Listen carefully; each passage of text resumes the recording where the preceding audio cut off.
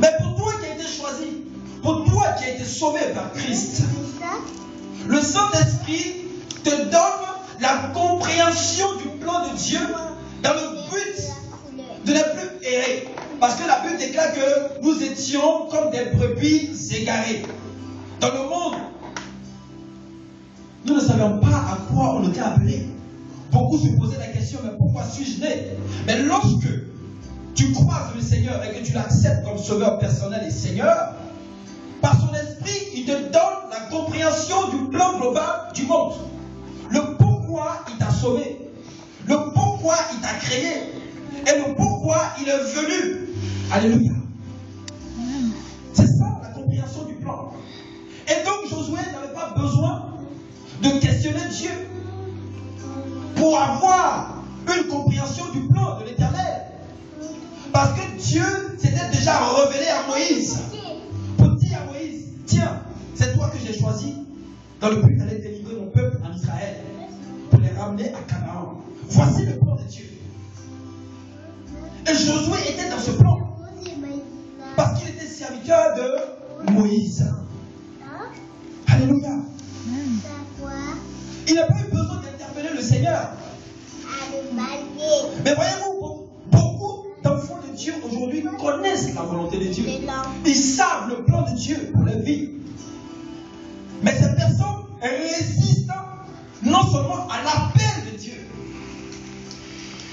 Alléluia. Amen. Ces personnes résistent à se joindre avec Dieu dans le but d'accomplir ce plan. En Galates chapitre 1, au verset 1, Gauthier, tu vas lire Galates chapitre 1, au verset 1. Paul va parler, il va dire une chose. Galates. Dieu va nous faire du bien ce matin. Je suis convaincu. Je suis vraiment convaincu. Parce que le temps est venu d'instruire les enfants de Dieu, de former les enfants de Dieu, de leur enseigner la parole de Dieu. Oh, merci Saint-Esprit. Oui. Je lis Galates chapitre 1, verset 1. Amen. Paul, apôtre.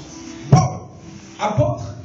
Non de la part des hommes. Non de la part des hommes. Ni par un homme. Ni par un homme. Mais par Jésus-Christ et Dieu. Mais par Jésus-Christ et Dieu. Le Père. Dieu le Père. Qu'il a ressuscité des morts. Qu'il a ressuscité des morts. Et tous les frères qui sont avec moi. Et tous les frères qui sont avec moi. Aux églises de la Galatie. Aux églises de la Galatie. Que la grâce et la paix vous soient données de la part de Dieu. Et que la grâce et la paix vous soient données de la part de Dieu. Et de notre Seigneur Jésus-Christ. Et de notre Seigneur Jésus-Christ. Qui s'est donné lui-même pour nos péchés. Qui s'est donné lui-même pour nos péchés. Afin de nous arracher du présentiel du mauvais. Afin de nous arracher du présentiel et du mauvais. Selon la volonté de notre Dieu et Père. Selon la volonté de notre Dieu et Père, soit béni. Amen. Amen. Amen. Voici ce que Paul dit. Paul dit que il a été ressuscité. Amen. Il a été ressuscité pour accomplir quelque chose. Il remercie l'Éternel parce que Dieu l'a ressuscité pour une chose. Au jour d'aujourd'hui, les gens ne savent même pas pourquoi ils sont chrétiens. Ils ne savent pas pourquoi ils sont devenus chrétiens. Ils se disent que ce sera par hasard. Mais Paul dit, apôtre non de la part des hommes. Ça veut dire que ce n'est pas un homme qui l'a établi. Il faut qu'il clarifie cela. Parce qu'il y avait beaucoup de détracteurs. Il y avait beaucoup d'opposants. Il n'a pas reçu son apostolat de la part d'un homme. Mais par Jésus-Christ et Dieu le Père qui l'a ressuscité des morts. Amen. Il a reçu son ministère de la part de Dieu. Il a reçu ce ministère par la volonté de Jésus-Christ et Dieu le Père. Alléluia. Aujourd'hui, je te pose la question, converti? Est-ce un homme qui t'a converti? Est-ce le nom d'un homme que tu portes? Est-ce un homme qui t'a engendré? Est-ce une personne qui t'a ressuscité? Je te pose la question. Alléluia. Connaître ou avoir une totale compréhension du plan divin, c'est merveilleux, bien-aimé. Quand tu connais le plan de Dieu, tu ne tournes plus en rond. Quand tu sais ce que Dieu veut faire, où il veut aller, quel objectif il veut atteindre, tu ne fais plus d'efforts. Josué était appelé à participer dans ce plan divin. Et quel était ce plan? C'était de délivrer le peuple d'Israël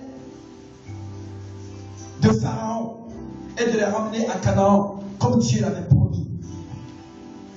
Le plan de Dieu aujourd'hui pour nous, c'est de prêcher l'évangile afin que les âmes dans le monde soient sauvées. Eux aussi, qu'ils rentrent dans le royaume de Dieu. Alléluia. Pour avoir du succès dans l'œuvre de Dieu, il faut avoir une compréhension de son plan. Personne ne veut faire une activité sans d'abord faire un plan. Personne ne veut faire ou bien du commerce ou un travail sans au préalable faire un plan. Aujourd'hui, il y a ce qu'on appelle les architectes. Ces personnes sont spécialisées dans le but de dessiner des plans. Amen. Ils sont là. Lorsqu'on veut bâtir un building, un immeuble, un pavillon, une maison, je ne sais pas, il y a toujours des dessinateurs. Et ces personnes-là sont là pour faire un plan. Parce que c'est à partir de ce plan-là que va se dérouler les travaux. Alléluia. Mais si on ne connaît pas le plan, tu veux faire ta maison, tu n'as pas de plan, il n'y a pas de lieu, mais personne ne va te comprendre. Personne ne va te comprendre. Pour bien réussir ce que Dieu t'appelle à faire, pour avoir du succès, il faut que tu connaisses d'abord le plan. Amen. Il y a beaucoup de personnes dans la parole de Dieu qui ont catégoriquement refusé le plan de Dieu pour leur vie. Nous avons Ésaü, le frère aîné de Jacob, qui a automatiquement rejeté le droit d'aînesse. Or, ce droit d'aînesse donnait à Ésaü de rentrer dans la lignée des patriarches. Parce que dans le temps, Dieu se manifestait au travers des patriarches. Il agissait au travers des patriarches. Le flambeau était laissé, du moins, partait de patriarche en patriarche. Ça veut dire quoi? Ça veut dire que lorsque Abraham, qui avait reçu les promesses de Dieu, lorsque Abraham laissait le flambeau, Isaac récupérait ce flambeau-là. Et Isaac aussi prenait les mêmes promesses que Dieu avait données à Abraham, et ainsi de suite. Donc, normalement, c'est Ésaü qui devait hériter de cette grâce, de cette onction, de ce titre de patriarche. Mais malheureusement, ce dernier a bâclé l'œuvre de Dieu, a bâclé ce ministère. Et c'est pourquoi, lorsque nous lisons la Bible, Dieu dit, cependant, j'ai aimé Jacob et j'ai eu de la haine pour Ésaü. Mais lorsque nous comprenons ce verset, on pourrait dire que Dieu était méchant, mais Dieu n'est pas méchant. Parce que Dieu sait ce que Ésaü avait produit dès le départ.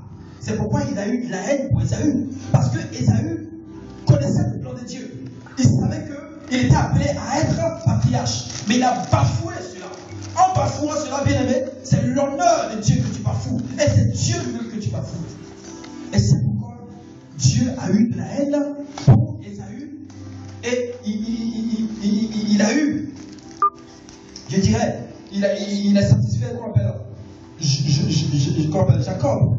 Amen. Donc, il y a plusieurs personnes comme ça dans la Bible qui ont bafoué l'œuvre de Dieu, le plan de Dieu. Il y a aussi les fils d'Élie, le sacrificateur Élie. Lorsque nous lisons dans 1 Samuel chapitre 3, au verset 10 à 13, nous voyons que par plusieurs reprises, Dieu se révélait à son serviteur Élie, le sacrificateur. Pourquoi? Parce que les enfants d'Élie, qui étaient eux aussi sacrificateurs, ont bafoué l'œuvre de Dieu. La Bible déclare que Phiné et Ophni couchaient avec des filles dans la maison de Dieu. Alléluia. Et Dieu ne pouvait tolérer cela. Dieu ne pouvait tolérer cela. Donc comprenons que pour avoir du succès dans ce que Dieu nous appelle à faire, il faut observer ces principes. C'est élémentaire, c'est fondamental pour nous. Alléluia. Le deuxième principe, la deuxième condition, c'est avoir foi dans les promesses de Dieu. Amen. Gauthier, au verset 3 de Josué chapitre 1. Avoir foi dans les promesses de l'Éternel. Verset 3 de Josué chapitre 1. Oh, merci Seigneur. Deuxième condition pour avoir du succès dans l'œuvre de Dieu. Amen. Josué chapitre 1, verset 3. Josué, verset 3. Tout lieu que foulera la plante de votre pied, tout lieu que foulera la plante de votre pied, je vous le donne comme je l'ai dit à Moïse. Je vous le donne comme je l'ai dit à Moïse. Amen. Alléluia. La foi dans les promesses de Dieu. Dieu dit ici à Josué, tout lieu que foulera la plante de votre pied, toi Josué, ainsi que le peuple, je vous donne ces lieux en possession. Comme je l'ai dit à Moïse. Dans ce verset, nous comprenons que la promesse de Dieu n'est pas dissoute. Ça veut dire quoi? Ça veut dire que la promesse que Dieu avait donnée à Moïse, même après son départ, la même promesse est aussi donnée à celui qui succède à Moïse, c'est-à-dire Josué. C'est une promesse. Et cette promesse était certaine. C'est quelque chose que Dieu avait décidé de faire. Amen. Tout lieu que foulera la plante de votre pied, je vous le donne comme je l'ai dit à Moïse. Nous devons comprendre que toutes choses sont possibles à ceux qui croient. Beaucoup disent aujourd'hui, non, c'est trop difficile, tu ne peux pas y arriver, l'œuvre de Dieu est difficile, être enfant de Dieu c'est difficile. Mais ceux qui disent ces choses, frère, moi je dis que c'est des gens qui ne sont pas encore bien convertis. Parce qu'on a toujours attrait à la facilité. On veut toujours des choses qui sont faciles. Mais qu'est-ce qui est de plus facile que de mettre sa confiance en une parole? Depuis Genèse jusqu'à Apocalypse, Dieu ne cesse de faire des promesses aux enfants de Dieu. Dieu dit ici à son serviteur et au peuple de Dieu, tout lieu, tout territoire, que les plans de vos pieds vont fouler, moi l'Éternel, je vous le donne comme je l'ai déclaré. Alléluia. Frère, nous n'avons plus de prix à payer. Nous n'avons plus de force à faire. La Bible déclare, crois et tu verras la gloire de Dieu. Nous n'avons que mettre simplement notre foi dans la parole de Dieu. Dieu nous a promis des choses. Et celui qui ces choses n'est pas un homme pour mentir, ni le Fils d'un homme pour se repentir. Ce que Dieu a dit, il a la force, la faculté et la capacité d'accomplir tous ces dits. La Bible dit-elle pas que Dieu envoya sa parole dans le but de guérir son peuple. Aucune parole qui sort de Dieu ne peut retourner à Dieu sans avoir au préalable accompli ses effets. Alors, bien aimé, nous devons comprendre que pour réussir dans toute entreprise avec le Seigneur, pour avoir du succès, nous devons observer ses principes. Nous devons avoir faire une foi absolue dans tous ces principes que Dieu nous a donnés. Dieu prend l'engagement. Il dit tout lieu. Alléluia. Beaucoup aujourd'hui disent que c'est parce que je suis en Afrique et c'est pourquoi je ne réussis pas. Ça, c'est un chrétien qui parle comme ça. C'est parce que je suis. C'est parce que ma famille est mauvaise. C'est parce que dans ma famille, ils sont tous sorciers. C'est pourquoi je ne réussis pas. Alléluia. C'est des enfants de Dieu qui parlent ainsi.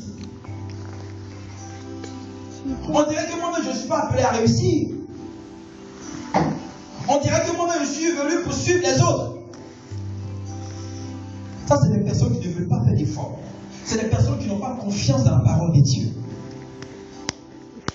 Mais Dieu lui-même a pris l'engagement.